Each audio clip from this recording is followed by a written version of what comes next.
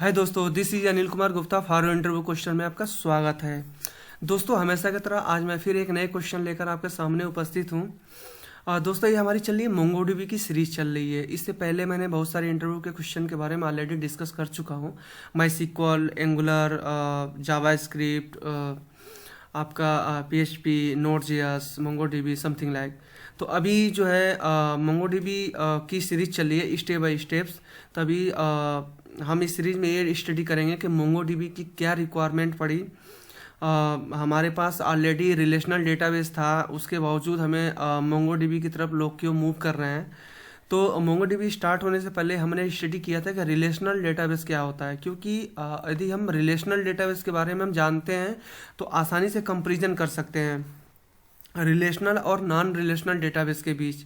तो चलिए देखते हैं कि रिलेशनल डेटाबेस क्या होता है, means relational non relational database क्या होता है। नॉन रिलेशनल डेटाबेस के अंदर बहुत सारे डेटाबेस आते हैं। तो चलिए दोस्तों स्टार्ट करते हैं हमेशा की तरह। दोस्तों, नॉन रिलेशनल डेटाबेस में ये होता है कि देखिए नॉन रिलेशनल डेटाबेस को हम नो सिक्वल भी बोलते हैं। तो यहाँ शॉर्ट फॉर्म है। तो no SQL database is a non relational database management system that does not required a fix schema. Means इसमें क्या होता है कि इसमें जो स्कीमा होता है, रिलेशनल डेटाबेस में क्या होता है कि कोई भी हम टेबल्स वगैरह बनाते हैं तो उसमें नंबर ऑफ जो फील्ड्स डिफाइन करते हैं वो प्री डिफाइन होता है कि यूजर्स नाम का यदि टेबल है तो उसमें नेम आएगा, मोबाइल नंबर आएगा और एज आएगा। बट नॉन रिलेशनल डेटाबेस में क्या होता है कि इसमें कोई स्कीमा फिक्स नहीं होती है। इसमें कोई यूजर यदि डेटाबेस में एंट्री करता है तो सिर्फ नेम भी कर सकता है, मोबाइल नंबर भी कर सकता है, नेम भी करता है और एज भी कर सकता है, या तो तीनों के तीनों कर सकता है। तो वही बोल रहा है कि non relational database management system means no SQL database के अंदर क्या। थर्ड पॉइंट ये है दोस्तों कि major purpose of using the no SQL database is a distributed data store in the homogeneous data storage need. No SQL use a big data real time.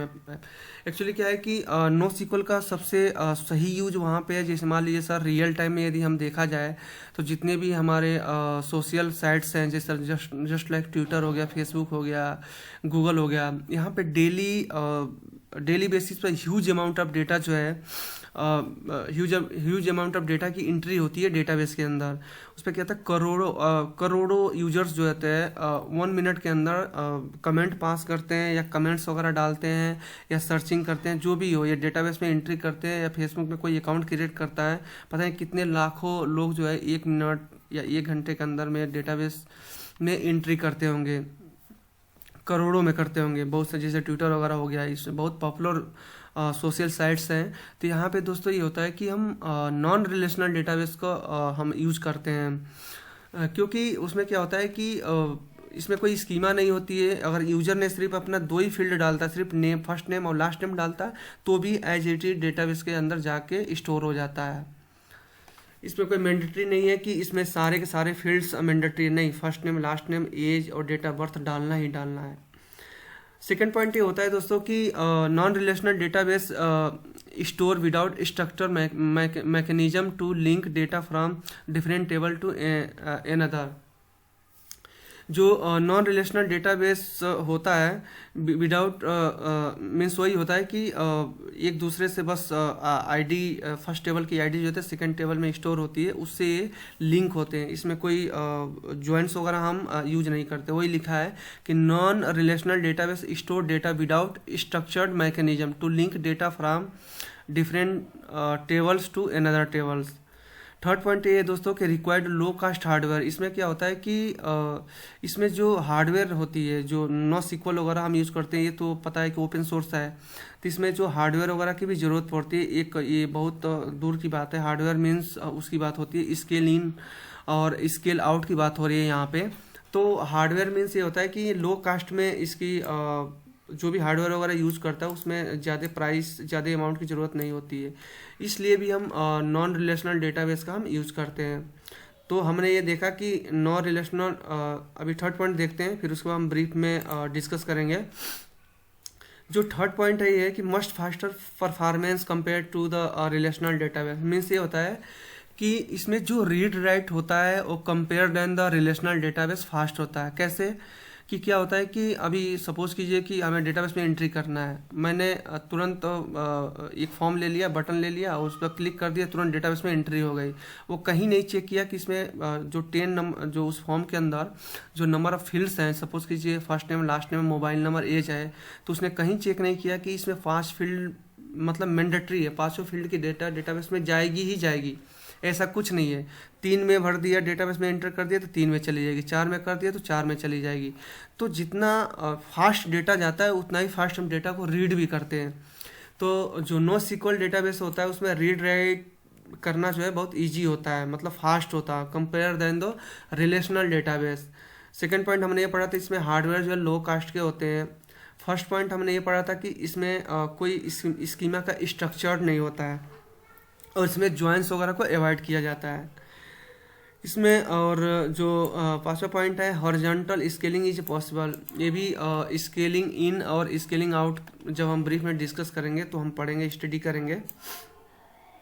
Never provide the table with flat fixed column record, it means schema free. वही बताया मैंने कि schema free होता है, इसमें कोई मतलब schema पहले से हम डिफाइन नहीं करते हैं, जो एज इट इज जैसे हम डेटाबेस में एंट्री करेंगे वैसे ही डेटाबेस में चला जाएगा।